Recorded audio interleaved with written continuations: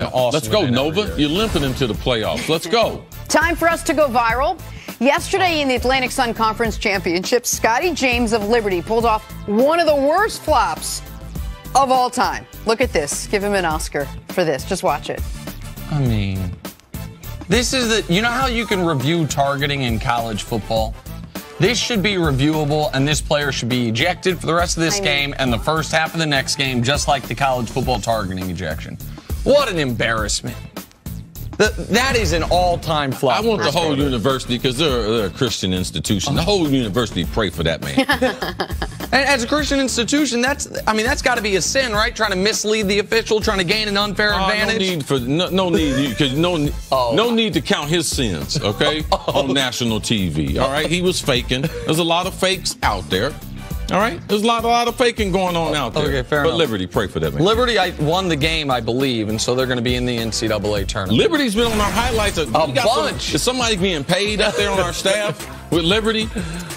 Time for stories to start your morning, sponsored by Gillette Clear Gel. Brandon Ingram and Lonzo Ball were shut down for the remainder of an already disappointing Lakers season. Neither will be needed for the playoff run the team will most likely not be making. CC, what does this mean for the Lakers now moving forward? It should mean they should shut LeBron down. I mean, you're not spending any extra time with the young players out there. Ingram, man, he was more impressive in what we saw this season. Faced some adversity, really improved this game, a good ball handler, better shooter than we thought. So you like where his game is right now. Lonzo, we don't know what we have. You said last week that the worst thing that could happen for the Lakers is LeBron suffering a significant injury again going into the offseason. The second worst thing might be this Brandon Ingram news, where he is not going to be able to play again the rest of the year to build off of what had been the best 6-game stretch of his career, averaging 28 a game, and where there's going to be question marks about his health when you are trying to potentially deal him this summer. He's being shut down with blood clots essentially in his right arm, and so this is something, hopefully they caught it early and he's okay, but this is a big deal for him and for the team. To the NFL now. That former Steeler Antonio Brown is settled. Attention turns to former Steeler Le'Veon Bell. Rumors flying about as free agency approaches, and the Raiders are considered to be a sleeper team for the running back. CC, what do you think of the Raiders possibly signing L. Bell as well? I like L. Bell. He's a great football player. We haven't talked about how good he is as a running back. I mean, he is a generational talent. Best all-round back that we have in the NFL. Running the ball out of the backfield, he's the best. But the Raiders have more holes than that. That's the only reason why I don't want him on the Raiders. Man, they need a pass rusher. Oh, Khalil Mack, he's not there anymore. They need a playmaking safety. They need offensive line help. So I don't have a problem with him and AB being back together. My problem is they have huge gaping holes on that football team. A running back of his caliber tends to be a luxury in today's NFL, and the Raiders are a team where they don't have so much cap space that they can afford that type of luxury before they address the other major issues on their team.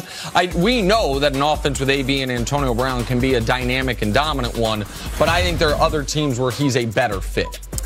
All right, speaking of AB, the Steelers sending their very disgruntled star wide receiver out west to the Raiders. In return, they'll get a 3rd and 5th round pick, and they're hoping a much quieter, calmer locker room. Brown got his money. The Raiders gave him a new contract, $30 million guaranteed, up to $54 million.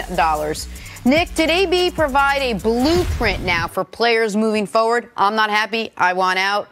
This is how it works. This is what I think. I think there are very few players that check all the boxes AB did, which is the level of production, the consistency of production, the clear steel will to, at least whether he was bluffing or not, just say, maybe I'll just retire. Like, you've got to have made a lot of money. So if the team calls your bluff, it's a credible bluff, all those things. But he's not the only player in the league that checks those boxes. And we live in a world where 10 months ago, the power dynamic in the NFL was as such that Aaron Rodgers couldn't even keep the quarterback coach he wanted. And 10 months later, Antonio Brown, no shows, no calls, week 17, acts a fool in the media, submarines his team's trade value, or his trade value for his preceding team, and gets exactly what he wants. Exactly. And the team that gets him has to give up minimal compensation. They then give him a new contract. He goes where he wants. So I don't think there's a long list of players that could exert this type of pressure. But he's not one of one. And so I'm curious whether or not there might be other guys that look at this and say, all right, well, we hear the NFL so often preach about the teams preach about how awful distractions could be. Well, that's essentially what happened with Antonio Brown, right? They thought he would be a distraction if they brought him back. He was under contract. They could have done what Chris said earlier, which was a third and a fifth. Nah, man, we're good. We'll bring him back in. They didn't. And so I don't think it's the NFL all of a sudden overnight switches to the NBA model where players have total control. But this is more power than we've seen a player be able to exert in quite some time. And I don't think he'll be the only person that tries this route. Whether or not it's successful or not, we'll see. Of course, our fans who watch the show won't be surprised by this, but Nick and I are on total different spectrums. I don't believe this will happen again for a number of reasons. For one, organizational-wise. We've never seen it. You said that earlier. We've never seen a team take a $20 million, $21 million cap hit. Oh, so someone's going to do that again? So, no, I don't think so. What about a third and a fifth round pick for the best wide receiver in the game? Is someone going to do that? No, probably not. So the combination of the rareness to not only what he did, the leverage he had, but an organization willing to take that because that's Pittsburgh deciding that, you know something, we'd much rather not have him here. So we're going to take the cap hit and we're going to sell him at less than market value. So that's the reason why I don't. This has nothing to do with the overall leverage, the collective bargaining agreement and all that. There's too many things that happen perfectly for this to be able to pull off. And I just don't believe that you'll be able to have all those things happen the way they did here. The question I would have, though, is that even most players wouldn't have if traded a $21 million dead money hit. Like his contract was restructured oddly.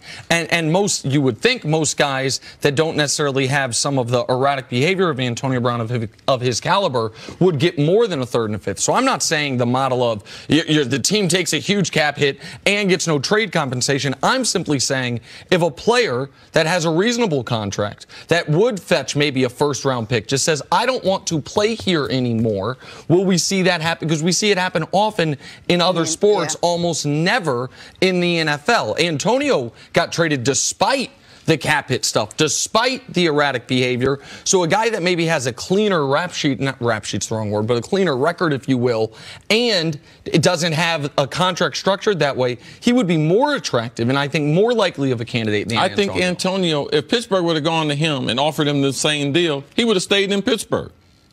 So he's trying. I know so. So you think it was all the money? I know so. I told you from the beginning this is all about money. Because watch Antonio's interviews earlier in his career about Ben. Oh, man, I'm so lucky to be here with the Hall of Fame quarterback. I'm so lucky to have a franchise around me, Pittsburgh Steelers. Then all of a sudden, when they started caring about him being late, and he knew he didn't have any other guarantees, and he's not the highest paid receiver anymore. That's what all this was about. That's why he had to go out of Pittsburgh, so he can get new money. Then given that they only got a third and a fifth for him, do you think they should have done that?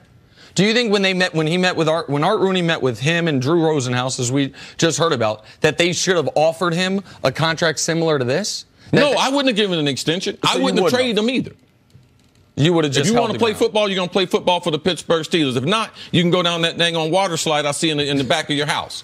At some point, you got to put your foot down. And he's got 3 younger kids. Hey, man, you can go through $30 million in a hurry in South Florida. All right, so I would have put my foot down. I would have called this bluff on it. All right, let September roll around. I'm not taking that cap hit, giving away one of my best players for a third and a 5. No, sir. You are not getting ready to run me like that. I'm the Pittsburgh Steelers. I would have put my foot down, especially after the L. Bell. Knowing I was getting ready to lose L. Bell. These two things, they could coexist, but they're not getting ready to happen simultaneous to me. If I'm the Pittsburgh Steelers, that's what I would have done. He'd still be with the Pittsburgh Steelers today. Steelers lost 2 of their best players in one offseason. Coming up, how is LeBron coming up short when compared to MJ and Kobe? That's next on First Things First.